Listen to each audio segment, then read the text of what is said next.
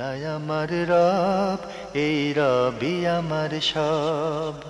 দামে দামে তুন মনে তারি অনুভব। তোমার দুনিয়াতে আমি যেদিকে তাকাই, অথই নিয়ামতে ডুবে আছি সবাই।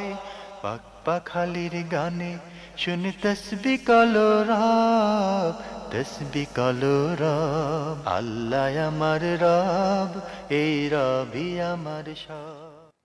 আসসালামু আলাইকুম রহমতুল্লাহি ওবরাকাতুহ। দেশের এবং প্রবাসের, দূরের ও কাছের সম্মানিত দর্শক শ্রোতা, অনেক অনেক প্রীতি এবং শুভেচ্ছা জানিয়ে শুরু করছি জুমাবারের ফোন লাইভ অনুষ্ঠান লাভ হলো নিবেদিত আপনার জিজ্ঞাসা। আপনাদের সাথে আছি আমি শরীফ বায়েজিদ মাহমুদ। দর্শক, আজও আপনাদের প্রশ্নের জবাব দেওয়ার জন্য স্টুডিওতে উপস্থিত রয়েছেন প্রখ্যাত আলেমে দ্বীন ডক্টর মোহাম্মদ সাইফুল্লাহ। আসসালামু আলাইকুম ওরহমতুল্লাহি ওবরাকাতুহু। জি দর্শক, আমাদের আজকের প্রাসঙ্গিক বিষয় সাইয়্যিদুল ইস্তেগফার। এই বিষয়ে আমরা কথা বলবো শায়েখের সাথে, এবং আপনাদের প্রশ্নের জগৎ তো অবশ্যই আমরা ঘুরে আসবো অবশ্যই। জি দর্শক, শুরুতেই ফোন নিচ্ছি। এই মুহূর্তে যিনি আছেন আমাদের সাথে, পরিচয় দিয়ে প্রশ্ন করুন। আসসালামু আলাইকুম রহমতুল্লাহ। ওয়ালাইকুম আসসালাম। ঢাকা থেকে মিশু বলছি। জি, প্রশ্ন করুন। বলুন। আমার প্রথম প্রশ্ন, রাতে ঘুমানোর আগে সূরা বাকারার শেষ 2 আয়াত পড়ার কোনো ফজিলত আছে কি? আচ্ছা। 2 নম্বর প্রশ্ন, মাগরিবের ওয়াক্তে দুহরুল মসজিদ পড়ার সময় পাওয়া যায় না, তো এই মসজিদে এই নামাজটা কিভাবে আদায় করবো, যেহেতু নামাজের ওয়াক্তের পরপরই নামাজ শুরু করে দেয়? দ্বিতীয় প্রশ্নটা পেয়েছেন? না, স্পষ্ট হয়নি। জি, দ্বিতীয় প্রশ্নটা রিপিট করবেন, আমরা শুনতে পাইনি ভালো করে। মাগরিবের ওয়াক্তে জি, দুহুরুল মসজিদ পড়ার সুযোগ পাওয়া যায় না, আজানের পরপরই নামাজটা শুরু করে দেয়, তো এই সময়টাতে কিভাবে এই নামাজটা পড়বে? আচ্ছা নাকি না পড়ে বসে যাবে মাগরিবের নামাজ শুরু করে জি। দিবে? আচ্ছা, জি ধন্যবাদ। আপনি আমাদের সঙ্গে থাকুন, আমরা আপনার প্রশ্নে আসছি। মোহতারাম, উনি প্রশ্ন করেছেন যে রাতে ঘুমানোর আগে জি, সূরা বাকারার শেষ 2 আয়াত পড়ার কোনো স্পেশাল ফজিলত রয়েছে কিনা? ফজিলত তো হাদিস দ্বারা সাব্যস্ত, সহি হাদিস দ্বারা সাব্যস্ত হয়েছে। ঘুমানোর আগে সূরা বাকারার এই 2 আয়াত যদি কেউ পড়ে, রাসূলুল্লাহ সাল্লাল্লাহু আলাইহি ওয়াসাল্লাম বলেছেন যে কাফাতাহু, তার জন্য যথেষ্ট হয়ে যাবে। আলহামদুলিল্লাহ। কি যথেষ্ট হয়ে যাবে? এ নিয়ে আহলে হাদিসগণ বিভিন্ন ধরনের ব্যাখ্যা দিয়েছেন, বক্তব্য দিয়েছেন। তার মধ্যে কেউ কেউ বলেছেন যে সারা রাত তিনি আল্লাহ রাব্বুল আলামিনের হেফাজত এবং জিম্মায় থাকবেন। কেউ কেউ বলেছেন যে এর মাধ্যমে উদ্দেশ্য হচ্ছে যে কোনো ধরনের অনিষ্ট ক্ষতি, শয়তান অথবা দুষ্ট শয়তানের ক্ষতি থেকে তিনি নিজেকে রক্ষা করতে পারবেন। কেউ কেউ বলেছেন যে জাদু টোনা ইত্যাদি এই বিষয়গুলো আছে, এগুলো থেকে নিজেকে তিনি হেফাজত করতে পারবেন।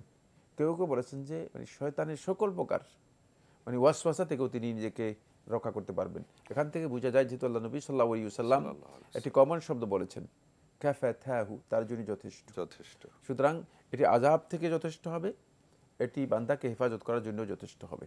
জি, শুকরিয়া। এর পরের প্রশ্ন করেছেন উনি বোন মিশু, মাগরিবের নামাজের আগে দুখুলুল মসজিদ নামাজ পড়ার সময় থাকে না সালাত আদায়ের। আর যদি সালাতের সময় না থাকে, তাহলে আপনি সালাতের জন্য অপেক্ষা করবেন, ফরজ সালাতের জন্য অপেক্ষা করবেন। আপনি মসজিদে বসবেন না, দাঁড়িয়ে থাকবেন। সুন্নাহ হচ্ছে মসজিদে তখন আর বসবেন না। যদি 2 রাকাত পড়ার মতো সময় থাকে 2 রাকাত পড়ে বসবেন, আর যদি 2 রাকাত পড়ার মতো সময় না থাকে অপেক্ষা করবেন, যখন ইকামত দেবে তখন সালাতে প্রবেশ করে যাবেন। জি, শুকরিয়া বোন মিশু, আশা করছি 2টি প্রশ্নের উত্তর পেয়েছেন। মোহতারাম, আমরা জি ফোন আছে। আসসালামু আলাইকুম, দর্শক পরিচয় দিয়ে প্রশ্ন করুন। ওয়ালাইকুম আসসালাম। আসসালামু আলাইকুম। আমি জয়পুরহাট থেকে বলেছি। জি মোসাম্মদ মুনজারা। জি, প্রশ্ন করুন বোন। বলেছি যে মৌতার যে কাফনের কাপড়টা দেওয়া হয় সেটা কি ডান দিক থেকে আগে তুলবো না বাম দিক থেকে আগে তুলবো? 1 নম্বর প্রশ্ন। কাফনের, আমি বুঝতে পারিনি। কাফনের? হ্যাঁ, কাফনের যে সাদা কাপড়টা পরানো হয়, বুঝছেন, যে মৌতার লাশে। জি জি। ওখানে ডান দিক থেকে কাপড়টা আগে তুলবো না বাম দিক থেকে কাপড়টা আগে তুলবো? কে বলেছে ডান দিক থেকে আগে, কে বলেছে বাম দিক থেকে আগে? আচ্ছা, আর কোনো প্রশ্ন? আর প্রশ্ন হচ্ছে মৌতাকে যে গোসল করাতে যায়, সে গোসল করানোর পর মৌতাক ভিজা অবস্থায় রেখে আবার ওই ব্যক্তি আবার গোসল করে আবার সে মৌতাক আবার দ্বিতীয়বার গোসল করা, এটা কি ঠিক? আচ্ছা, ওকে বোন, আপনি আমাদের সঙ্গে থাকুন। যে মোহতারাম প্রশ্ন পেয়েছেন, কাফনের সাদা কাপড় মোড়ানো ডান দিক থেকে না বাম দিক থেকে? না, এটি শুরু করলে ডান দিক থেকে শুরু করা হলে সুন্নাহ। যখন এই ধরনের কাজ কেউ শুরু করবেন, তিনি রাসূল সাল্লাল্লাহু আলাইহি ওয়াসাল্লাম কানা ইউহিব্বুত তায়াম্মুনা ফি কুল্লি শাই, সব ক্ষেত্রে আল্লাহ নবী সাল্লাল্লাহু আলাইহি ওয়াসাল্লাম যে কাজগুলো ভালো সেগুলোতে আল্লাহ নবী সাল্লাল্লাহু আলাইহি ওয়াসাল্লাম ডান দিকটাকে পছন্দ করতেন। জি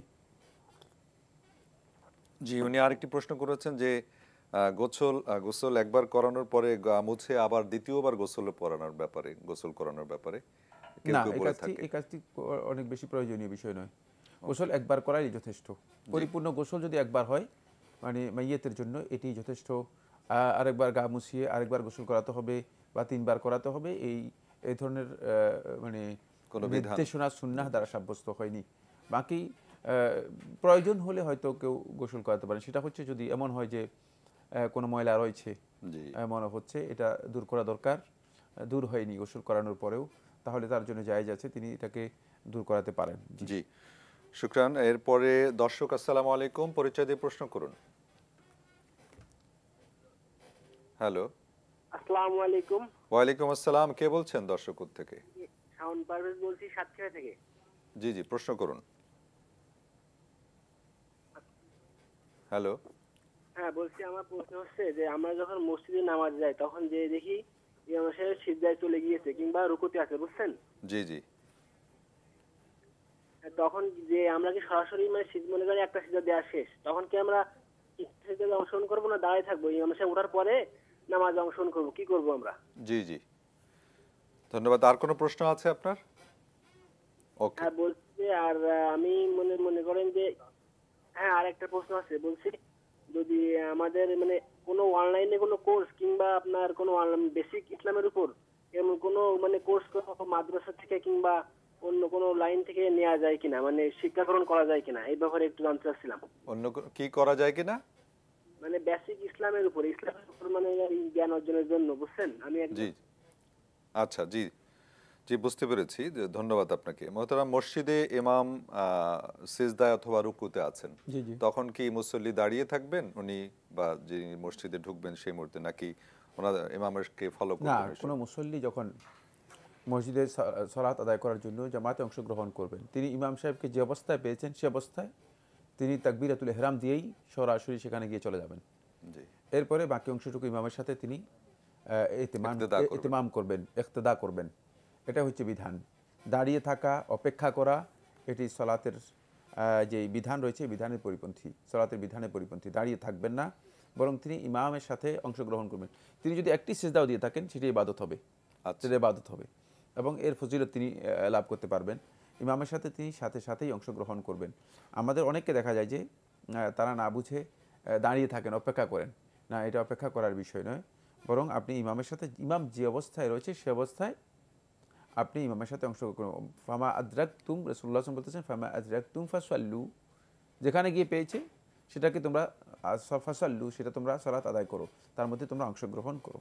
জি, যদি এক্ষেত্রে মুসল্লি রুকু না পান, সেজদায় পান, তাহলে কি এই রাকাত দ্বিতীয়বার না, পড়ে নিতে সেটা হবে? আরেক মাসআলা, সেই মাসআলা এখানে আসবে না। আমি প্রাসঙ্গিকভাবে বলছি জি হ্যাঁ, সেটা হচ্ছে রুকু যদি না পেয়ে থাকেন তাহলে তিনি সেই রাকাত পাবেন না। রুকু পেলেই তিনি শুধুমাত্র রাকাত পাবেন। জি, শুকরিয়া। উনি আরেকটি প্রশ্ন করেছেন যে এখন অনলাইনের তো বেশ ছড়াছড়ি, অনলাইনের যুগ, মিডিয়ার যুগ। এখানে যদি কোনো অথেন্টিক পোস্ট উনি শেয়ার করেন বা সেটাকে নিয়ে উনি চর্চা করেন, এটা কি ঠিক হবে কিনা? কোনো মাদ্রাসা থেকে, উনি শব্দটা মাদ্রাসার কথাই বললেন, এরকম কোনো পোস্ট যদি দেন ইসলামের, না, যদি কোনো বৈধ পোস্ট হয় তাহলে তার জন্য দেওয়া জায়েজ রয়েছে, না জায়েজ কিছুই নেই, কিন্তু সেটা বৈধ হতে হবে এবং সঠিক হতে হবে। জি, খেয়াল রাখতে হবে যে, কারণ এই কাজগুলো মানে এগুলো হচ্ছে মানুষের মানে ছেড়ে দেওয়া আমল। সুতরাং আপনি কি আমল ছেড়ে যাচ্ছেন পরবর্তীর জন্য? যদি সেটা খারাপ হয়, সেটা যদি মানে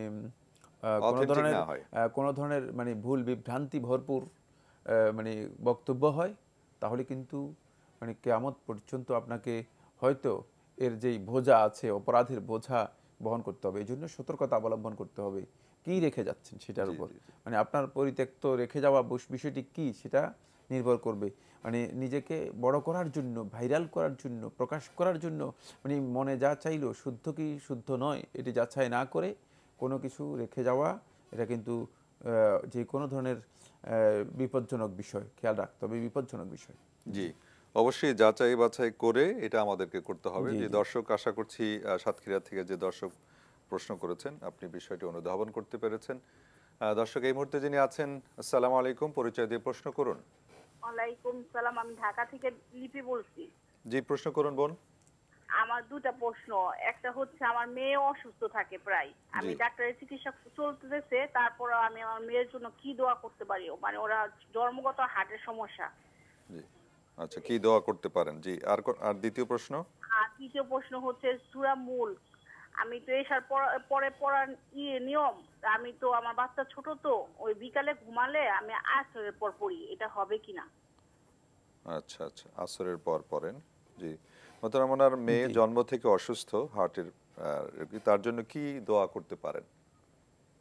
ছোট বাচ্চা, সুস্থতার জন্য আল্লাহ রাব্বুল আলামিনের কাছে যত দোয়া আছে সবগুলো করতে পারেন। যে কোনো ধরনের দোয়া করা জায়েজ রয়েছে। আপনি এক্ষেত্রে মানে শিফা এর যে আয়াতগুলো রয়েছে সেগুলো তেলাওয়াত করতে পারেন, শিফায়ের আয়াতগুলো তেলাওয়াত করতে পারেন।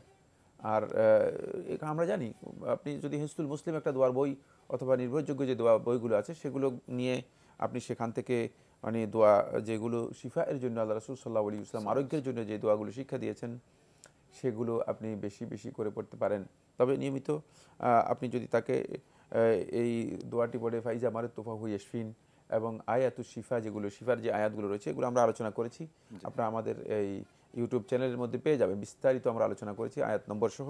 সেখান থেকে এই আয়াতগুলো নিয়ে এগুলো নিয়মিত তেলাওয়াত করে আপনি তাকে ফুও দিতে পারেন।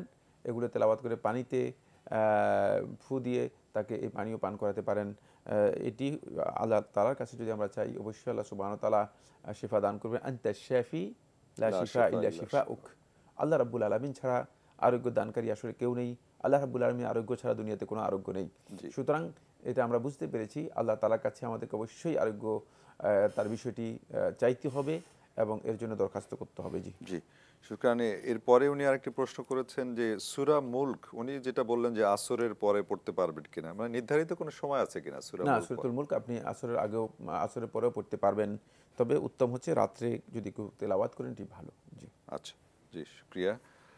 দর্শক, আসসালামু আলাইকুম, যিনি আছেন পরিচয় দিয়ে প্রশ্ন করুন। আসসালামু আলাইকুম। ওয়ালাইকুম আসসালাম রাহমাতুল্লাহ, কে বলছেন? জি, আমি গোলাম রাব্বানি বলছি, জয়পুরহাট থেকে। জি, রাব্বানি সাহেব প্রশ্ন করুন। আমার বাবা উচিত করে গেছেন যে আমাদের সম্পত্তিগুলো, হ্যাঁ, বোনেরা যেটা পাবে হয়তো বা কিছু অ্যামাউন্টের টাকা দিয়ে ওনারা আমাদের লিখে দিবেন। বাবা মারা যাওয়ার পরে 2 বোন অলরেডি লিখে দিয়েছে, 1 বোন এখনো দেয়নি। তো আসলে এটা কি বাবার ওসিয়ত কি আসলে এরকম করে গ্রহণযোগ্য হবে? হ্যাঁ, প্রশ্নটা কি পেয়েছেন? প্রশ্ন পেয়েছি। জি, প্রশ্ন পেয়েছি। জি, ধন্যবাদ। আর কোনো প্রশ্ন আছে? জি না। আচ্ছা, ধন্যবাদ। জি, তিনি বলেছেন যে তার বাবা ওসিয়ত করে গেছেন যে বোনদেরকে টাকা দিয়ে বোনদের কাছ থেকে সম্পদ লিখে নেওয়ার বিষয়টি না। এই ওসিয়তটি আপনার বাবার যে ওসিয়তের কথা আপনি উল্লেখ করেছেন, এই ওসিয়ত ভিত্তিহীন অথবা এর মধ্যে হাইফ রয়েছে, জুলম রয়েছে। ফামান খাফা মিন মুসিন জানাফান আও ইসমান ফাআসলাহা বাইনাহুম। যে ব্যক্তি কোনো ওসিয়তকারীর পক্ষ থেকে জুলমের আশঙ্কা করবে, মানে অথবা গুনাহের আশঙ্কা করবে, মানে অনিয়ম করেছে অথবা আল্লাহর বিধানকে লঙ্ঘন করেছে, তাহলে এর জন্য ওয়াজিব হচ্ছে এটাকে ইসলাহ করে দেয়া। যদি এটাকে সংশোধন না করেন আপনারাও গুনাহগার হবেন, কারণ আপনাদের সংশোধন করার মতো সুযোগ আছে। হয়তো আপনার আব্বা এই বিষয় সম্পর্কে তার যথাযথ জ্ঞান ছিল না, এই জন্য বোনদেরকে টাকা দিয়ে তাদের সম্পদ লিখিয়ে নেওয়ার বিষয়টি সঠিক নয়। হ্যাঁ, যদি সম্পদের মূল্য নির্ধারণ করা হয় এবং সে মূল্যে সম্পদ আপনাদের কাছে বোনেরা বিক্রি করে দিয়ে যেতে সম্মত হয়, তাহলে এক্ষেত্রে আপনি বোনদের কাছ থেকে সেটা কিনে নিতে পারেন, পরিপূর্ণ টাকা তাদেরকে আদায় করে কিনে নিতে পারেন। কিন্তু হয়তো অল্প কিছু টাকা, ক্যাশ টাকা আছে, সেগুলো দিয়ে বোনদেরকে, আর স্থাবর সম্পত্তিটা বোনদের কাছ থেকে আপনি লিখে নেবেন, এই কাজটি ইসলামী শরিয়াতে বৈধ নয়। এতে বোনদের হক নষ্ট করা হচ্ছে, আত্মীয়তার সম্পর্ক নষ্ট করা হচ্ছে এবং এতে আল্লাহর বিধানের উপর হস্তক্ষেপ করা হচ্ছে। কারণ উত্তরাধিকারের ব্যাপারে আল্লাহ রাব্বুল আলামিন সরাসরি আল্লাহ সুবহানাহু ওয়া তাআলা নিজেই এটাকে ডিসবাস করেছেন। বন্টন করেছেন, এটা আল্লাহর পক্ষ থেকে বন্টিত একটি বিষয়। সুতরাং এক্ষেত্রে ওসিয়ত কোনোভাবেই প্রযোজ্য হবে না, বৈধ হবে না। রাসূলুল্লাহ সাল্লাল্লাহু আলাইহি ওয়াসাল্লাম বলেছেন লা ওসিয়তা লিওয়ারিস, মানে উত্তরাধিকারের জন্য যে কোনো ধরনের ওসিয়ত সেটি কোনোভাবেই গ্রহণযোগ্য নয়, ওসিয়ত প্রযোজ্য হয় না। জি শেখ, তাহলে এক্ষেত্রে যদি বোনেরা স্বপ্রণোদিত হয়ে সমপরিমাণ মূল্যের বিনিময়ে ভাইদেরকে দিয়ে দেন, স্বপ্রণোদিত হয়ে, সেটা তো বলেছি বিক্রি করে যেতে পারবেন। ওকে, জি শুকরিয়া ভাই গোলাম রব্বানী, আশা করছি বিষয়টি বুঝতে পেরেছেন। এরপরে দর্শক যিনি আছেন পরিচয় দিয়ে প্রশ্ন করুন। আসসালামু আলাইকুম। আসসালামু আলাইকুম। জি ওয়ালাইকুম আসসালাম ওয়া রাহমাতুল্লাহ। কে বলছেন? আসসালামু আলাইকুম ওয়া রাহমাতুল্লাহি ওয়া বারাকাতুহু। ওয়ালাইকুম আসসালাম ওয়া রাহমাতুল্লাহ। প্রশ্ন করুন পরিচয় দিয়ে। আমি কক্সবাজার থেকে, আমার নাম রফিকুল ইসলাম। জি প্রশ্ন করুন। আমার প্রশ্নটা হচ্ছে যে আমি ফজরের নামাজে ফরজ নামাজে অংশগ্রহণ সুন্নত পড়তে পারি নাই। জি হ্যালো, সুন্নতটা কিভাবে পড়বো? সুন্নাত পড়তে পারেননি প্রথমে? আমি ফজরের নামাজে ফরজ নামাজে অংশগ্রহণ করছি। আচ্ছা জি জি, সুন্নতটা পড়তে পারি না, সুন্নতটা কিভাবে পড়বো? আচ্ছা আচ্ছা, জি জি জি মহতারাম। আপনি যদি ফজরের সলাতের জামাতে অংশগ্রহণ করেছেন কিন্তু সুন্নত পড়তে পারেননি, তাহলে আপনার জন্য অপশন আছে দুটি। এক নম্বর হচ্ছে আপনি যদি মনে করেন যে সুন্নত আপনি মানে ফরজ সলাৎ শেষ করার পরে পড়বেন, তাহলে আপনার জন্য জায়েজ আছে, আপনি ফরজ সলাৎ পরেই সুন্নত আদায় করতে পারবেন। জি, এটি আল্লাহ রাসূল সাল্লাল্লাহু আলাইহি ওয়াসাল্লাম থেকে সহিহ সনদে সাব্যস্ত হয়েছে। ইমাম আহমদ বিন হাম্বল রাহমাতুল্লাহ আলাইহি তার মুসনাদে বর্ণনা করেছেন, রাসূলুল্লাহ সাল্লাল্লাহু আলাইহি ওয়াসাল্লামের তাকরীরের মাধ্যমে, অনুমোদনের মাধ্যমে সাব্যস্ত হয়েছে। সুতরাং আপনি এই অবস্থায় সালাত আদায় করতে পারবেন। আর যদি আপনি মনে করেন যে না, আমি এই সময় সালাত আদায় করবো না, যেহেতু ফরজ সালাত আদায় করেছি, তাহলে আপনার জন্য জায়েজ রয়েছে, সেটা হলো আপনি এটাকে ডিলে করতে পারেন সূর্য উদিত হওয়ার পর। যেহেতু আল্লাহ নবী সাল্লাল্লাহু আলাইহি ওয়াসাল্লাম এই সময় অন্য কোনো সালাতকে নবী সাল্লাল্লাহু আলাইহি ওয়াসাল্লাম পছন্দ করতেন না, শুধুমাত্র অনুমোদন দিয়েছেন, মানে ফজরের সুন্নাতকে অনুমোদন দিয়েছেন, তাকরীরের মাধ্যমে অনুমোদন দিয়েছেন, কিন্তু অন্য কোনো সালাতকে নবী সাল্লাল্লাহু আলাইহি ওয়াসাল্লাম অনুমোদন দেননি। রাসূলুল্লাহ সাল্লাল্লাহু আলাইহি ওয়াসাল্লাম যেহেতু মুতলাক নফল নামাজ, অর্থাৎ যেই নফল নামাজটা সুনির্দিষ্ট কোনো কারণে নয়, মানে সুনির্দিষ্ট কোনো কারণে যেই নফল আদায় করা হয় না, বরং এমনিতেই নফল নামাজকে আল্লাহ রাসূল সাল্লাল্লাহু আলাইহি ওয়াসাল্লাম এই সময় আদায় করতে নিষেধ করেছেন। সুতরাং এই দিকে লক্ষ্য রেখে, যেহেতু এই ওয়াক্তটাকে জুমহুর ওলামায়ে কেরামগণ ওয়াক্তুল কারাহিয়া, মানে অপছন্দ সময়, সালাত আদায়ের জন্য অপছন্দনীয় সময় হিসেবে মনে করেন, তাই যদি আপনি মনে করেন যে না, আমি এই সালাতটা সূর্য উদিত হওয়ার পর আদায় করব, তাহলে এটা আপনার জন্য উত্তম, কোনো সন্দেহ নেই। জি শুকরিয়া। আমরা আজকের প্রাসঙ্গিক বিষয় নির্ধারণ করেছিলাম সাইয়্যিদুল ইস্তিগফার। মহতারাম, এই বিষয়ে যদি। ধন্যবাদ। আসলে সাইয়্যিদুল ইস্তিগফার এটি আমাদের কাছে সকলের কাছে একটি পরিচিত দোয়া অথবা ইস্তিগফার। ইস্তিগফার শব্দের অর্থ হচ্ছে মানে ক্ষমা প্রার্থনা করা। যেই দোয়ার মাধ্যমে আল্লাহর বান্দাগণ আল্লাহ রাব্বুল আলামিনের কাছে ক্ষমা প্রার্থনা করে থাকে, সেটাকে ইস্তিগফার করা হয়ে থাকে। আল গুফরান ওয়াল গফর, এটি হচ্ছে কোনো জিনিসকে একেবারে মুছে দেয়া, নির্মূল করে দেয়া। এই ক্ষমার কাজটি শুধুমাত্র আল্লাহ রাব্বুল আলামিনের ক্ষমতার মধ্যে অন্তর্ভুক্ত। এটা আমাদেরকে জানতে হবে যে আল্লাহ সুবহানাহু ওয়া তাআলা ছাড়া আর কেউ ক্ষমা করতে পারে না। ওয়া ইয়াগফিরুয যুনুবা ইল্লাল্লাহ, আল্লাহ তাআলা ছাড়া আর কেউ ক্ষমা করতে পারেন না। সুতরাং ক্ষমার জন্য কোনো মানুষের জন্য বৈধ নয় যে তিনি অন্যের কাছে কি করবেন, ইস্তিগফার করবেন, ক্ষমা চাইবেন। অন্যের কাছে ইস্তিগফার করা সে যেই হোক, তাহলে এই কাজটি শিরক হবে, এটি ভয়ঙ্কর অপরাধ পরিণত হবে। এই দোয়াকে বলা হয় তাকে সাইয়্যিদুল ইস্তিগফার। এর কারণ কি? শেখুল ইসলাম ইবনুল কাইয়িম রাহমাতুল্লাহ বলেন তিনটি মৌলিক কারণে এই দোয়াটিকে সাইয়্যিদুল ইস্তিগফার মানে নামকরণ করা হয়েছে। এটা আল্লাহ নবী সাল্লাল্লাহু আলাইহি ওয়াসাল্লামের হাদিস দ্বারা প্রমাণিত হয়েছে এবং সাহাবায়ে কেরামদের বক্তব্যের মাধ্যমে এটি একেবারে ইজমা এর মাধ্যমে সাব্যস্ত হয়েছে।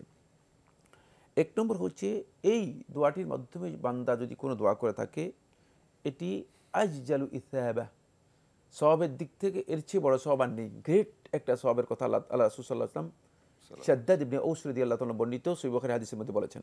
সেই সওয়াবের কথা আমরা ইনশাআল্লাহ তাআলা আলোচনা করব। এটার সওয়াব হচ্ছে এত বেশি যে আল্লাহ রাব্বুল আলামিন ক্লিয়ার করে দিয়েছেন, সরাসরি জান্নাতের মানে সুসংবাদ দিয়ে দিয়েছেন। তাই এই কারণে এটাকে সাইয়্যিদুল ইস্তিগফার করা হয়ে থাকে। এর মাধ্যমে বান্দাদের ক্ষমার বিষয়টি নিশ্চিত করা হয়েছে।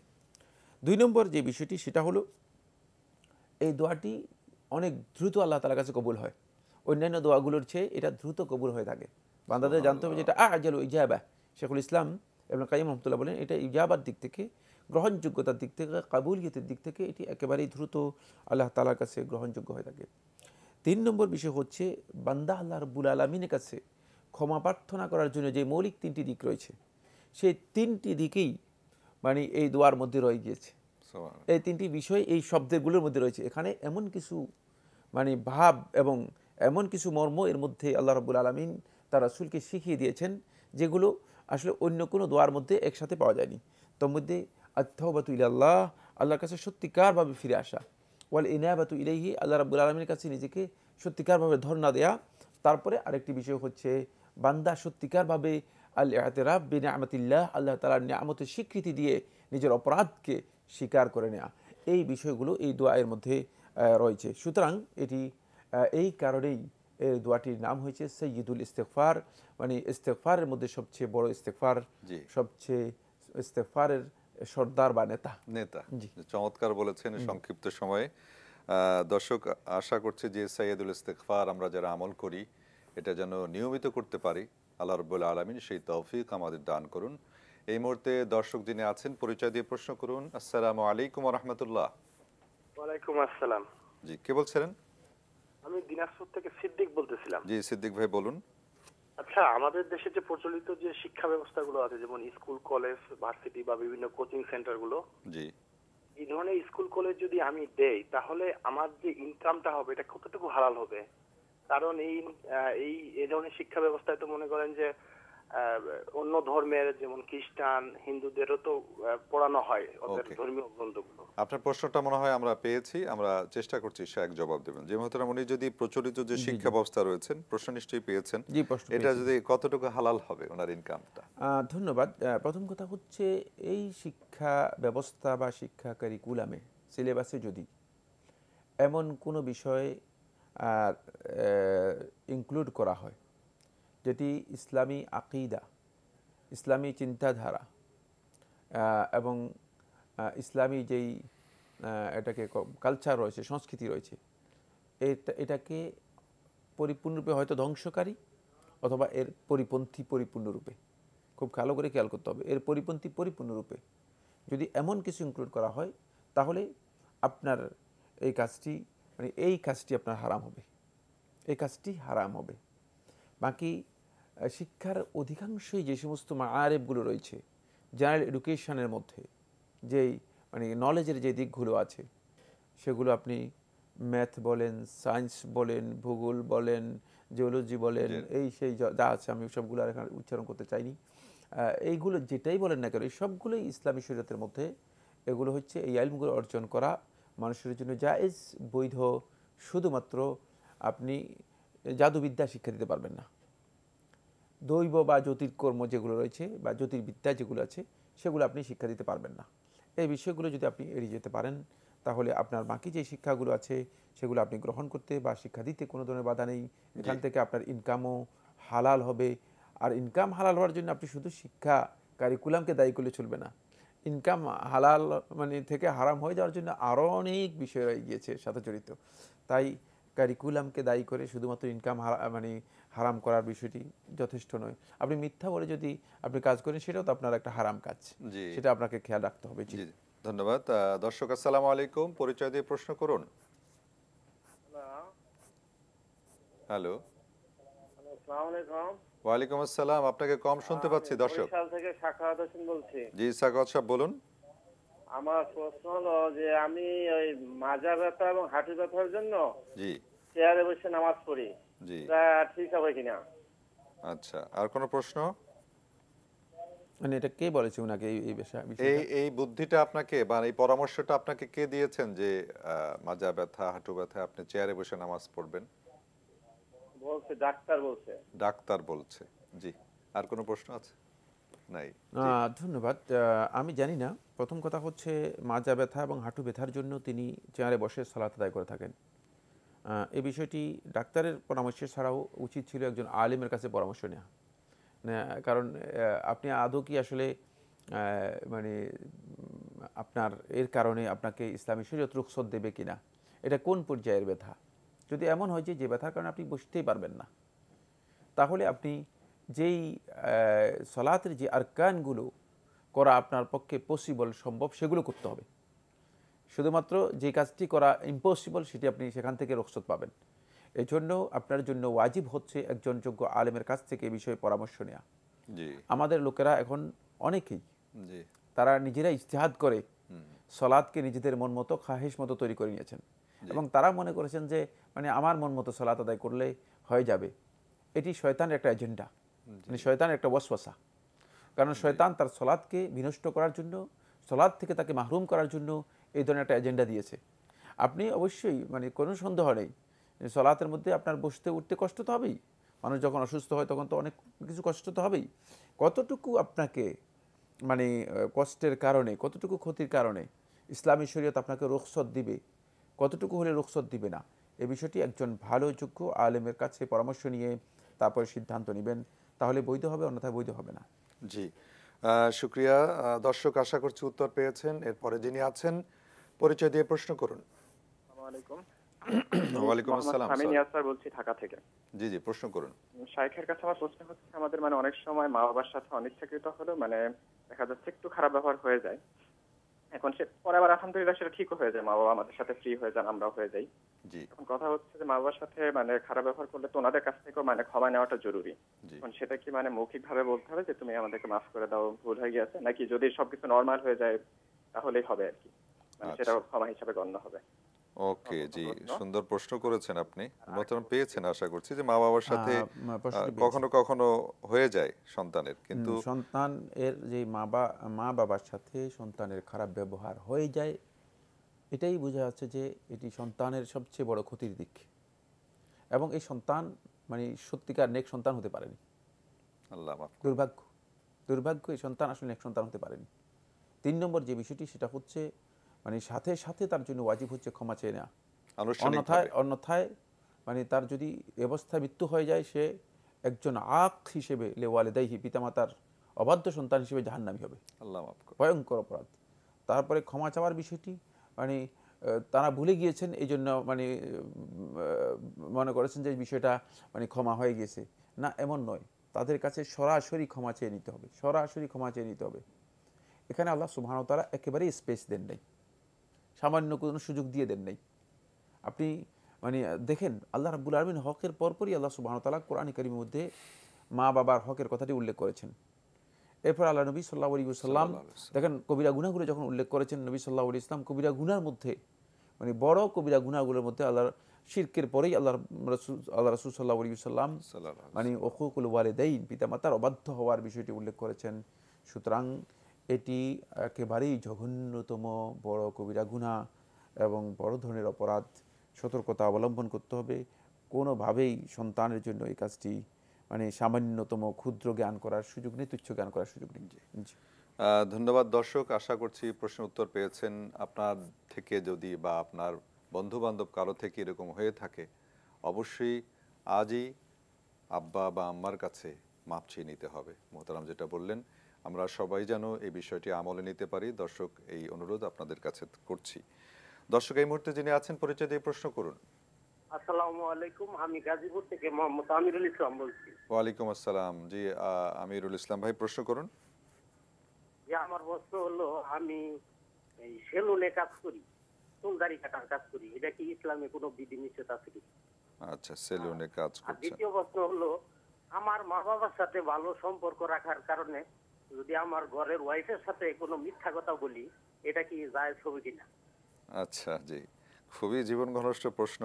ধন্যবাদ। আপনি আমির ভাই আমাদের সঙ্গে থাকুন। দেখি জি মোহতারাম দুটি প্রশ্ন করেছেন। প্রথম প্রশ্ন যে উনি সেলুনে জব করেন, এটা ওনার জন্য বৈধ হবে কিনা? না, সেলুনে জব করা ওনার জন্য প্রথম কথা হচ্ছে সেলুনের যে কাজ রয়েছে সেই কাজগুলো যদি সঙ্গত হয় তাহলে তার এই কাজটি বৈধ, হারাম নয়, করতে পারেন। কিন্তু সেলুনে একটি কাজ আপনি করতে পারবেন না, সেটা হচ্ছে দাড়ি শেভ করতে পারবেন না। এটা ইসলামী শরীয়ত অনুমোদন দেয় না। এক্ষেত্রে মানে আপনি সেলুনের মধ্যে আপনার শুধু চুল কাটা, এই সেলুনে মানে দাড়ি শেভ করা হয় না, সেটি আপনি সেটা লিখে দিবেন। বাকি কাজগুলো করতে ইসলামী শরিয়ার কোনো বাধা নেই। জি জি, উনি দ্বিতীয় প্রশ্ন করেছেন যে মা বাবার সাথে সম্পর্ক স্বাভাবিক রাখার জন্য যদি ওনার স্ত্রীর সাথে কখনো মিথ্যা কথা বলতে হয় সেটা বৈধ হবে কিনা? না, এই মিথ্যা কথা বলা ইসলামী শরীয়তের মধ্যে হারাম, মিথ্যা ভয়ঙ্কর একটা হারাম। এক্ষেত্রে যদি মানে মা বাবার সাথে সম্পর্ক ভালো রাখার জন্য আপনি স্ত্রীর সাথে কথা বলেন, তখন আপনাকে ওমরুল খাত্তাব রাদিয়াল্লাহু তাআলা আনহু যে বক্তব্যটি দিয়েছেন সেটা আপনাকে জানিয়ে দিচ্ছি। ওয়া ইন্না ফিল মাআরিদি লামানদুহাতুন আনিল কাযিব, যদি তোমরা কোনো বিষয়ে এড়িয়ে যাওয়ার জন্য চেষ্টা করো, মানে কোনো বিষয়ে মানে সরাসরি না বলে মানে পাশ কেটে যাও, লামানদুহাতুন আনিল কাযিব, মিথ্যা থেকে বাঁচার একটা উপায় তোমাদের রয়েছে। এটা হলো মিথ্যা থেকে বাঁচার উপায়, সরাসরি কোনো বিষয়ে না বলা। আপনি সরাসরি সে বিষয়ে মানে বলবেন না, মানে এটা মিথ্যা নয়, প্রসঙ্গ চেঞ্জ করে অন্যদিকে চলে যাওয়া না, মানে এই বিষয়ে বললেন, কিন্তু এই বিষয়ে যেটা বলা দরকার নেই। আপনি যেমন মনে করেন আপনি বাজারে গিয়েছেন, একটা জিনিস কিনেছেন, হ্যাঁ, তখন আপনাকে জিজ্ঞেস আপনি কি বাজার থেকে আসছেন কিনা, আমি বলছি আমি অমুক দিক থেকে আসছি, বাজারের কথা আপনি মানে আউট করে দিলেন। আপনি ঠিকই আসছেন, তোর কোনো সন্দেহ নেই, আমি তো পূর্ব দিক থেকে আসছি, মানে আপনি লামানদুহাতুন আনিল কাযিব, এটা হচ্ছে মাআরিদ। মাআরিদ হচ্ছে কোনো বিষয়কে মানে স্পষ্ট করে উল্লেখ না করা, স্পষ্ট করে নির্দিষ্ট না করা। বান্দাদের জন্য উচিত হচ্ছে এই ধরনের জ্ঞানী হওয়া। এটা হচ্ছে লামানদুহাতুন আনিল কাযিব, মিথ্যা থেকে বাঁচার উপায়। তাই একেবারে আপনি মিথ্যা কথা ইসলামী শরীয়তের মধ্যে কোনোভাবেই জায়েজ নেই। ইসলামী শরীয়ত মিথ্যাকে কোনোভাবে অনুমোদন দেয়নি, তারিজকে অনুমোদন দিয়েছে, মানে পাশ কেটে মানে আশেপাশে আপনি সেভাবে যেতে পারবেন, এটা আপনার জন্য জায়েজ, এটাকে মিথ্যা বলা হয় না, এটি ইসলামী শরীয়তের মধ্যে বৈধ। জি ভাই আমির, আশা করছি আমিরুল ইসলাম আপনি প্রশ্নের উত্তর পেয়েছেন, আপনাকে প্রশ্ন করার জন্য ধন্যবাদ। এরপরে যিনি আছেন পরিচয় দিয়ে প্রশ্ন করুন দর্শক। জি, আসসালামু আলাইকুম। ওয়ালাইকুম আসসালাম, কে বলছেন বোন? জি, আসমা বলছিলাম ঢাকা থেকে। জি, প্রশ্ন করুন। জি, আমার প্রথম প্রশ্ন হচ্ছে যে মহানবী সাল্লাল্লাহু আলাইহি সাল্লাম যে ইস্তেগফার করতেন 70 বেশি দিনে, সেটা কোন দোয়াটা, সেটা একটু মানে জানালে ভালো হয়। আর হচ্ছে দ্বিতীয় প্রশ্ন হচ্ছে যে গুনগুনে আরশ আর 33 আয়াত, এইগুলা কি ধরনের আমল, এটা একটু মানে বিস্তারিত জানালে। আপনি কি আমলটা বললেন একটু দ্বিতীয় প্রশ্নটা? গুনজনে আরশ। গুনজনে আরশ, হ্যাঁ আচ্ছা, গুনজনে আরশ, জি এই তো। আর 33 আয়াত। জি, 33 আয়াত। জি ওকে, জি বোন আমাদের সঙ্গে থাকুন, আমরা আসছি ইনশাআল্লাহ। জি মোহতারাম, মহানবী সাল্লাল্লাহু আলাইহি সাল্লাম ইস্তেগফার পড়তেন 70 বার, এটা কি কোন ইস্তেগফার পড়তেন, কোন দোয়া? নবী সাল্লাল্লাহু আলাইহি ওয়াসাল্লাম ইস্তেগফারের বিষয়টি আনাস ইবনে মালিক রাদিয়াল্লাহু বর্ণনা করেছেন, সেটি হচ্ছে আস্তাগফিরুল্লাহ ওয়া আতুবু ইলাইহি, আস্তাগফিরুল্লাহ ওয়া আতুবু ইলাইহি। নবী সাল্লাল্লাহু আলাইহি ওয়াসাল্লামের কাছ থেকে এটি শোনা যেত, কখনো কখনো সব কমপক্ষে 70 বার শোনা যেত, অথবা এর চেয়েও বেশি নবী সাল্লাল্লাহু আলাইহি ওয়াসাল্লাম বলতেন। সুতরাং আপনি আস্তাগফিরুল্লাহ ওয়া আতুবু ইলাইহি এটি বারবার বলতে পারেন। ইস্তেগফারের মধ্যে যে কোনো ধরনের ইস্তেগফার করা জায়েজ রয়েছে, তবে এটা হচ্ছে একবারে সংক্ষিপ্ত ইস্তেগফার এবং তওবার লফজ। জি জি, উনি দ্বিতীয় আরেকটি আমলের কথা জিজ্ঞেস করলেন যে গুঞ্জনে আরশ এবং 33 আয়াত, এই জাতীয় কোনো আমল? জি, গুঞ্জনে আরশ নয়, দোয়া গুঞ্জিল আরশ এবং 33 আয়াতের যে আমলটি বলা হয়েছে এটি সুন্নাহ সম্মত নয়, এটি সুন্নাহ সম্মত নয়। যদি কেউ এটাকে সুন্নাহ সম্মত মনে করে থাকেন তাহলে বিদআত হবে। উত্তম হচ্ছে সুন্নাহ অনুযায়ী যে আমলগুলো রয়েছে সেই আমলগুলো করা। এই সমস্ত আমল একেবারেই সুন্নাহ সম্মত নয়, এগুলোকে অনেকে ওজিফা মনে করে অনেক বেশি গুরুত্ব দিয়ে থাকেন কোরআন থেকে। এর চেয়ে উত্তম হচ্ছে তিনি কোরআন তেলাওয়াত করবেন, এটা হচ্ছে আফদালুল জিকির, সবচেয়ে শ্রেষ্ঠ জিকির। সুতরাং কোরআন তেলাওয়াত বাদ দিয়ে এই সমস্ত মানুষের মন গড়া তৈরি করা যে সমস্ত কাজ আছে সেগুলো করাকে এবং সেগুলোকে ইবাদত মনে করা এবং সেগুলোকে মানে অনেক বেশি সওয়াবের কাজ মনে করা, এই কাজগুলো সঙ্গত নয়, বৈধ নয়, ইসলাম মোটেও অনুমোদন দেয় না। জীবন আসমা, আশা করছি উত্তর পেয়েছেন। দর্শকের পরে যিনি আছেন পরিচয় দিয়ে প্রশ্ন করুন। আসসালামু আলাইকুম। ওয়ালাইকুম আসসালাম। জি, আসসালামু আলাইকুম। ওয়ালাইকুম আসসালাম, পরিচয় দিয়ে প্রশ্ন করুন। জি, আমি মোহাম্মদ সুজন মিয়া বলছিলাম টাঙ্গাইল থেকে। জি জি, সুজন মিয়া প্রশ্ন করুন। জি, আমি স্যার একটা এনজিও তে চাকরি করি। জি, এনজিও চাকরি মানে ইসলামে কতটুকু বৈধ এবং ইসলামে এটা কি চাকরি করেন? এনজিওতে কি চাকরি করেন? পৃথিবীর এনজিওর কথা বলে তো হলো না। কি চাকরি করেন এনজিওতে? আমি এনজিওতে সহকারী ম্যানেজার হিসেবে একটা এনজিওতে চাকরি। কি কাজ? কি কাজ? আপনার কাজটা কি সেখানে? আমার কাজ হচ্ছে আমার আন্ডারে কর্মী আছে, কর্মীদের দেখাশোনা করা, তাদের বিতরণ আছে, তাদের বিতরণ দেওয়া, ঋণ দেওয়া, সঞ্চয় কালেকশন করা, ভর্তি সদস্য ভর্তি করা। এনজিওর কাজটা হচ্ছে মূলত মানে ঋণ দেয়া এবং ঋণ থেকে সুদ আদায় করা, এই তো? জি জি, এই তো। এটা বলতে বলেন। জি জি, এগুলোর সাথে আমি আর স্পষ্ট করে বলেন। জি জি জি জি জি, আপনার এনজিওর কাজটা কি? মানে ঋণ দেয়া এবং সুদ গ্রহণ করা, এই তো? জি জি জি, ধন্যবাদ ভাই আপনাকে প্রশ্ন করার জন্য। জি মোহতারাম। ধন্যবাদ এই ভাইকে। এই ভাইয়ের মাধ্যমে আমি অন্য ভাইদেরকে বলতে চাই, প্রশ্নকারী আসলে কোনো কথা হাইড করে প্রশ্ন করার কোনো অর্থ নেই।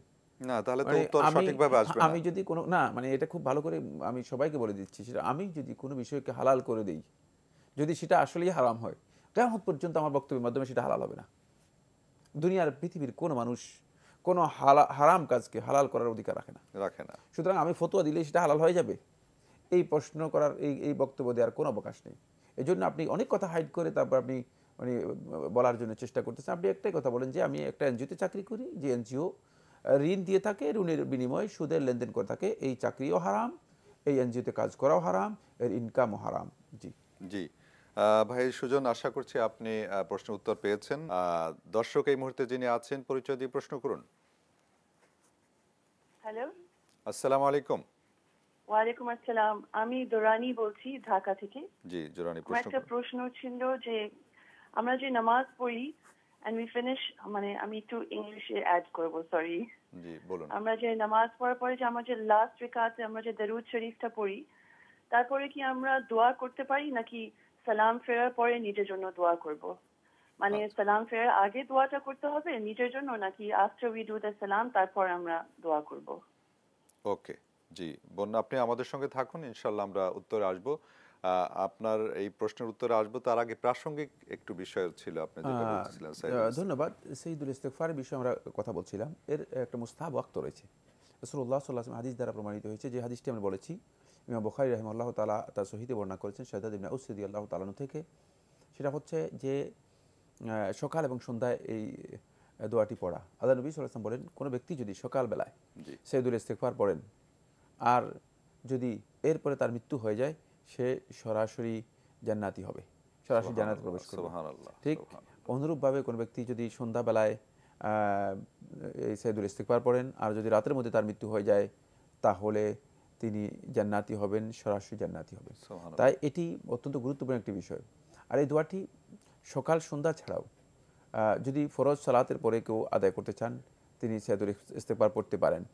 যেমনিভাবে আল্লাহ নবী সাল্লাল্লাহু আলাইহি ওয়াসাল্লামের এই সাইয়্যিদুল ইস্তিগফার, এটি দোয়া এবং ইস্তিগফার হওয়ার কারণে এটা সব সময় যদি কেউ নিয়মিত সময় পান, তিনি ইস্তিগফার হিসেবে আদায় করেন, এটাও তার জন্য মানে হতে পারে।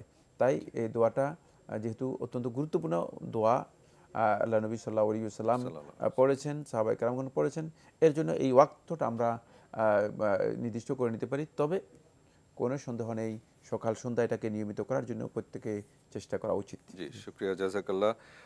শেখ জুরানি প্রশ্ন করেছেন যে নামাজ শেষে সালাম ফিরানোর আগে দরুদ পড়বেন নাকি পরে আর অন্যান্য দোয়া পড়বেন? না, এগুলো সালাম ফিরানোর আগে হবে। অন্য দোয়া এবং দরুদ এগুলো সালাম ফিরানোর আগে হবে, সালাম ফিরানোর পরে নয়। জি জি বোন জুরানি, আপনি আশা করছি যে উত্তর পেয়েছেন। এরপরে দর্শক যিনি আছেন, পরিচয় দিয়ে প্রশ্ন করুন। হ্যালো, আসসালামু আলাইকুম।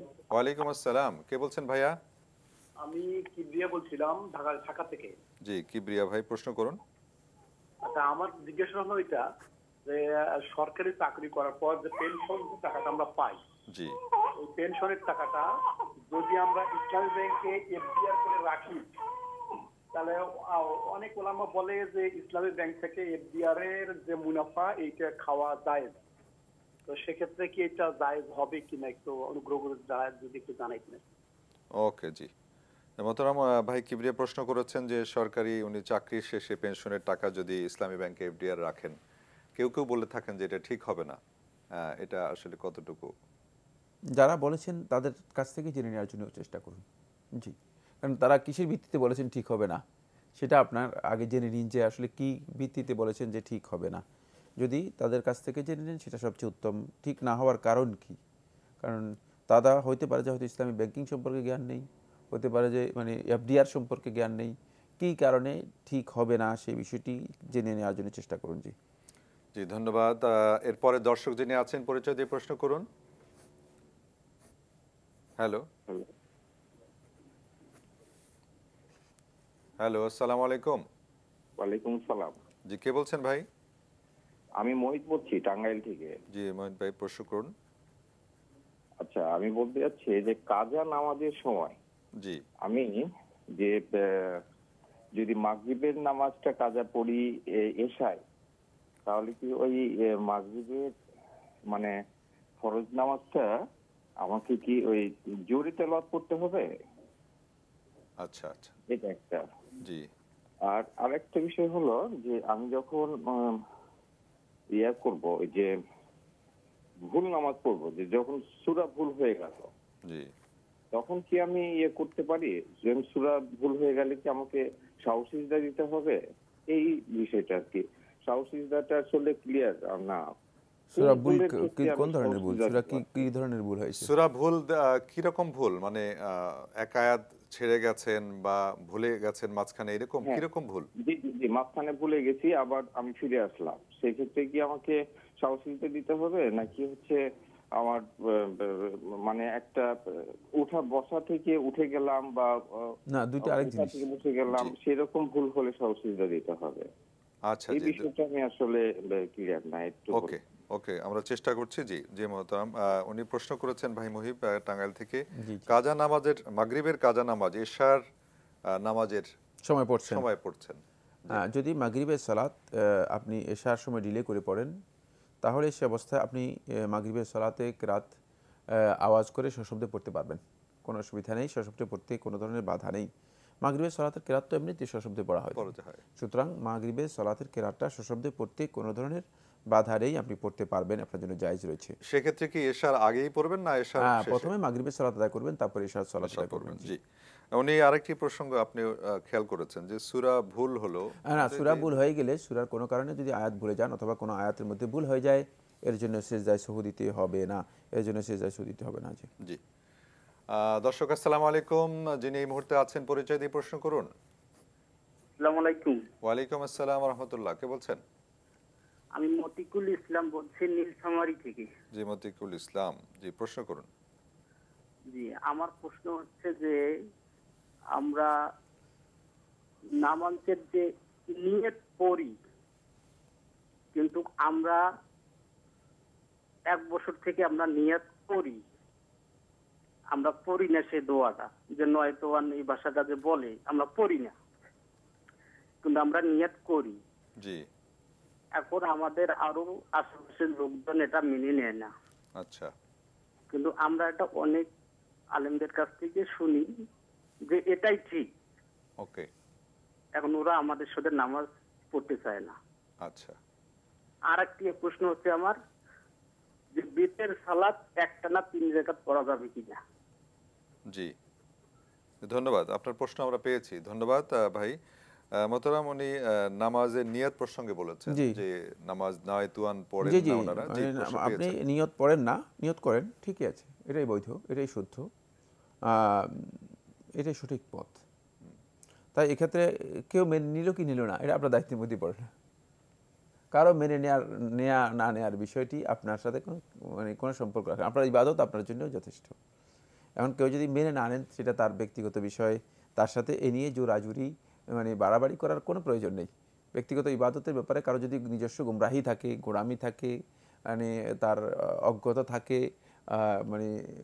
নির্বোধ আচরণ থাকে, সেগুলো আপনি এড়িয়ে যাওয়ার জন্য চেষ্টা করবেন। ওয়া আরিদানিল জাহিলিন, আল্লাহ তাআলা সূরাতুল আরাফের 199 আয়াতের মধ্যে বলেছেন, ওয়া আরিদ আনিল জাহিলিন, আর জাহেলদের, নির্বোধদের থেকে তোমরা নিজেদেরকে মুখ ফিরিয়ে রাখো। এই নির্বোধদের থেকে আপনাকে মুখ ফিরিয়ে রাখতে হবে, আপনার আচরণ বা আপনার কাজটি সঙ্গত, বৈধ ও সঠিক। জি। এখন উনি সম্ভবত একটা জিনিস ইশারা করলেন, সেটা হচ্ছে যে ওনারা ওনাদের সাথে নামাজ পড়তে চায় না, যারা এই কথাটা, এটা ওনার দায়িত্বের মধ্যে পড়ে না, নামাজ না পড়লে কিছু আসে যায় না। মসজিদে যদি কমিটির ব্যাপার স্যাপার থাকে সেটা হতে পারে আর কি। ওকে, শায়েখ যে উত্তর দিয়েছেন, আপনি আশা করছি পেয়েছেন উত্তরটি। আপনি বেতের নামাজ সম্পর্কে বলেছেন টানা 3 রাকাত একসাথে পড়া যাবে কিনা। বেতের সালাত 3 রাকাত একসাথে পড়া সুন্নাহ দ্বারা সাব্যস্ত হয়েছে। আল্লাহ রাসূল সাল্লাল্লাহু আলাইহি ওয়াসাল্লাম সাহাবী আমিরুল মুমিনিন ওমর খাত্তাব রাদিয়াল্লাহু আনহু পড়তেন, প্রশ্নই আসে না। সুতরাং এটা শুধুমাত্র সুন্নাহ নয়, বরং সুন্নাত আল খুলাফা রাশিদিন আল মাহদিয়িন তামাসসাকু বিহা ওয়া আদু আলাইহা বিনাওয়াজিস, যেটাকে আমাদেরকে আঁকড়ে ধরতে বলা হয়েছে। সুতরাং এটি পড়া একেবারেই সুন্নাহসম্মত বৈধ পদ্ধতি। জি, শুকরিয়া ভাই মতিকুল ইসলাম। দুটি প্রশ্ন উত্তর দেওয়া হলো। এরপরে যিনি আছেন দর্শক, পরিচয় দিয়ে প্রশ্ন করুন। হ্যালো, আসসালামু আলাইকুম। ওয়ালাইকুম আসসালাম, কে বলছেন বোন? জি, আমি নওগাঁ থেকে মিফতাহুল জান্নাত বলতেছি। জি, মিফতাহুল জান্নাত, প্রশ্ন করুন। জি, আমার একটা প্রশ্ন, রুকুর পর হাত কোথায় রাখতে হবে? রুকুর পর হাত কোথায় রাখতে হবে? জি জি, এটাই। জি জি মোহতারাম, উনি প্রশ্ন করেছেন রুকুর পরে হাত কোথায় রাখতে হবে। এই মাসআলাটি আলেমদের মধ্যে দ্বিমত আছে, কিন্তু শেখ আব্দুল আজিজ আব্দুল্লাহ বিন বাজ রাহিমাহুল্লাহ তাআলা সহ একদল উলামায়ে কেরাম বলেছেন যে সুন্নাহ হচ্ছে রুকুর পরে হাত বুকের উপর বাঁধা, বুকের উপর বাঁধা। যেহেতু সালাতের হাইয়াত হচ্ছে মূলত হাত বুকের উপর রাখা অথবা বাঁধা, বুকের উপর বাঁধা অথবা রাখা। সালাতের এই হাইয়াতে তিনি ফিরে যাবেন। রাসূলুল্লাহ সাল্লাল্লাহু আলাইহি ওয়াসাল্লাম হাদিসের মানে যে বক্তব্য রয়েছে সে বক্তব্য থেকে এটাই বোঝা যায়, বুকের উপর হাত রাখা অথবা বাঁধা, এটাই হচ্ছে সুন্নাহ। বাকি আলেমদের এই মাসআলার মধ্যে যেহেতু তাসরিহ সুস্পষ্ট কোনো নস আসে নাই, এই জন্য আলেমদের ইজতিহাদ হয়েছে। একদল উলামায়ে কেরাম বলেছেন যে না, হাত ছেড়ে দিবে। এই বক্তব্যটাও যদি কেউ করে থাকেন তিনি করতে পারেন, যেহেতু আলেমদের দুটি বক্তব্য রয়েছে। আর এক্ষেত্রে সুস্পষ্ট আল্লাহ নবী সাল্লাল্লাহু আলাইহি ওয়াসাল্লামের কোনো সহিহ হাদিস একেবারে সরাসরি আসেনি। জি, ধন্যবাদ মিফতাহুল জান্নাত, আপনার প্রশ্ন উত্তর দেওয়া হলো, আশা করছি পেয়েছেন। দর্শক এই মুহূর্তে যিনি আছেন পরিচয় দিয়ে প্রশ্ন করুন। আসসালামু আলাইকুম, আমি ঢাকা থেকে দেলোয়ার বলছি। জি দেলোয়ার ভাই, প্রশ্ন করুন। মানে শেয়ার ব্যবসাটা কতটুকু বৈধ, কতটুকু জায়েজ না জায়েজ এই জিনিসটা আমি একটু জানতে চাইছিলাম। শেয়ার ব্যবসা কতটুকু বৈধ? জি মোহতারাম, অনেক লম্বা বিষয় বলেছেন। শেয়ার ব্যবসা আসলে মানে এক কথায় এটাকে অবৈধ বলাও জায়েজ নেই, আবার এক কথায় পরিপূর্ণরূপে বৈধ বলা জায়েজ নেই। শেয়ার ব্যবসার জন্য সুনির্দিষ্ট একটি মানে বক্তব্য রয়েছে, অনেক দীর্ঘ। আমরা আমাদের বিভিন্ন প্রোগ্রামের মধ্যে বক্তব্য দিয়েছি, জেনে নেওয়ার জন্য চেষ্টা করুন। ইউটিউবে আপনারা চ্যানেলে গেলে আমাদের এই বক্তব্যগুলো পাবেন। এক্ষেত্রে খেয়াল রাখতে হবে যে যারা শেয়ার ব্যবসাটি করবেন, প্রথমে তাদের মানে যে কোম্পানির শেয়ার লেনদেন করবেন তাদের সরাসরি সুদের কোনো লেনদেন থাকতে পারবে না। সরাসরি সুদের লেনদেন কি, এটাও দীর্ঘ একটি বক্তব্য, বুঝতে পেরেছেন কি?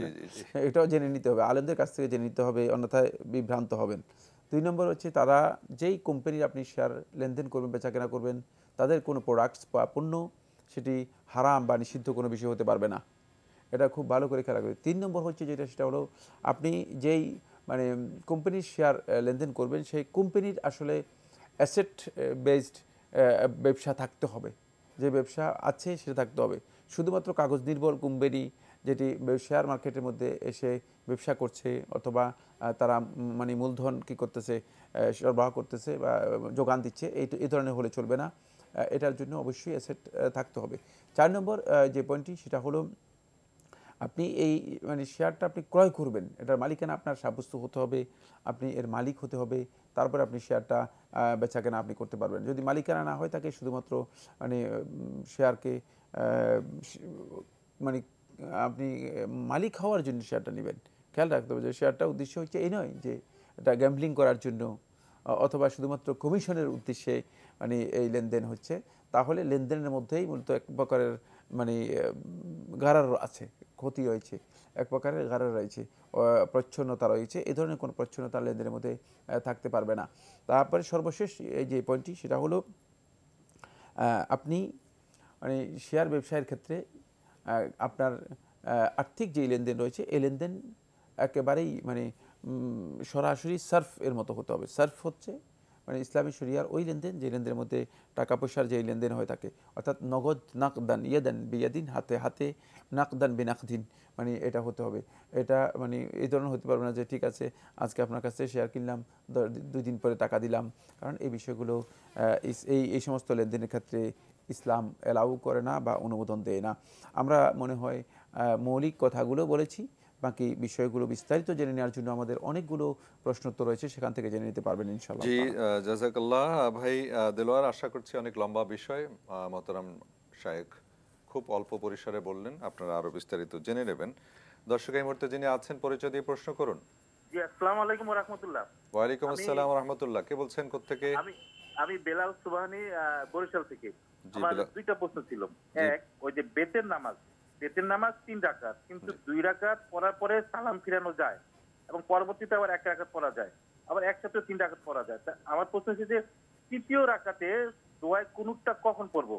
ওই সূরা ক্লাসের পরপরই নাকি অন্য কোনো নিয়ম আছে ডিটেইলসে, যে হাদিসের আলোকে? আর দ্বিতীয় প্রশ্ন, ওই যে রাস্তার যে হক, এই যারা রাস্তায় আপনার দোকানপাট করে, মানুষের চলাচলের সমস্যা করে বা ভ্যান গাড়ি দাঁড়িয়ে থাকে, এরাও কি রাস্তার হকের আওতায় আছে কিনা হাদিসের আলোকে প্লিজ? রাস্তার হক, জি আচ্ছা জি ধন্যবাদ। মোহতারাম, বেতের নামাজ সম্পর্কে উনি বলেছেন যে তৃতীয় রাকাতের দোয়ায়ে কুনুতটা কখন পড়বেন? দোয়ায়ে কুনুতের ব্যাপারে রাসূলুল্লাহ সাল্লাল্লাহু আলাইহি ওয়াসাল্লামের সাহাবী আনাস ইবনে মালিক রাদিয়াল্লাহু আনহু বর্ণনা করেছেন দোয়ায়ে কুনুত আপনি রুকুয়ের আগেও পড়তে পারেন, রুকুয়ের পরে পড়তে পারেন। তবে ভিতরের সালাতের মধ্যে বেশিরভাগ দোয়ায়ে কুনুত রুকুয়ের আগের বিষয়টি সাব্যস্ত হয়েছে। যদি কেউ আগে পড়েন সেটাও জায়েজ, আর যদি কেউ রুকুয়ের আগে পড়েন সেটাও জায়েজ, আর যদি কেউ রুকুয়ের পরে পড়েন সেটাও জায়েজ। তবে জমহুর আহলে হাদিস বা উলামায়ে কেরামগণ অনেকেই বিতিরের পরে এটাকে কি করেছেন, গ্রহণ করেছেন, কিন্তু দুইটাই জায়েজ। জি জি ধন্যবাদ মোহতারাম। আজকে আমাদের আর প্রশ্ন নেওয়ার সুযোগ নেই, আমরা এর পরে বইয়ের আলোচনায় যাব। তার আগে দর্শক আপনাদেরকে আমাদের এই অনুষ্ঠান লাভ হলেও নিবেদিত আপনার জিজ্ঞাসা অনুষ্ঠান রবিবার থেকে বুধবার 5:30টায় আমাদের এনটিভিতে সম্প্রচারিত হয়ে থাকে। আপনারা সেখানে প্রশ্ন পাঠাতে পারেন, ইমেল করতে পারেন। ঠিকানা বলছি, পরিচালক আপনার জিজ্ঞাসা, এনটিভি, বিএসসিসি ভবন, 7ম তলা, 102 কাজী নজরুল ইসলাম এভিনিউ, কারওয়ান বাজার, ঢাকা 1215। ইমেল করতে পারেন আপনার জিজ্ঞাসা @ntvbd.com। দর্শক, আমাদের জুমাবারের বিশেষ আয়োজন বই পরিচিতি। আজকের বইটি আল্লাহর রহমত থেকে নিরাশ হয়েও না, লিখেছেন প্রফেসর ডক্টর ফজলে ইলাহি। আপনারা বইটি দেখতে পাচ্ছেন। জি, এটি লিখেছেন ডক্টর ফজলে ইলাহি, প্রকাশ করেছে দারুস সালাম বাংলাদেশ, বাংলা বাজার থেকে।